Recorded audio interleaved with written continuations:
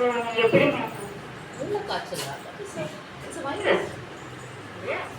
Fever எப்படி வருது? சரியா? டெங்கு எப்படி வருது?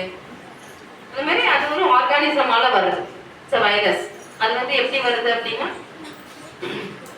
நம்ம வந்து இப்போ இதெல்லாம் நம்ம கண்டாமினேட்டட் வாட்டரால கண்டாமினேட்டட்னா அசுத்தமான தண்ணி குடிக்கிறது, ரோட் சைட்ல நம்ம பஜ்ஜி போண்டா வாங்கி சாப்பிட்றது, இதெல்லாம் வாங்கி சாப்பிட்றது, பக்கத்துலேயே சாக்கடை ஓடணும், அதெல்லாம் இருக்கு அசுத்தமான இது. அந்த மாதிரி பார்க்கும் போதே நமக்கு தெரிஞ்சிடும், ஐயோ இந்த இடம் வேணாம். நம்ம மைண்ட் உடனே சொல்லணும், வேண்டாம் இந்த இடம் வேண்டாம், சீப்பா விற்குது அப்படின்னு சொல்லிட்டு வாங்கி சாப்பிட்றது, இந்த மாதிரிலாம் சாப்பிடுவோம் இல்லையா?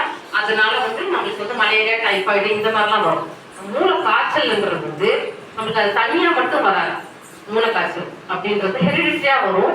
அப்படி இல்லாட்டி ஏதாவது ஒரு ஷாக் அந்த மாதிரி கூட வரலாம், இல்ல வைரஸால வரலாம். நிறைய சிம்டம்ஸ் இருக்கு மூளை காய்ச்சல். சரியா? ரெண்டு நோய் வந்து அதுக்கப்புறம் பிரெயின் காய்ச்சல் அந்த இது போகலாம்.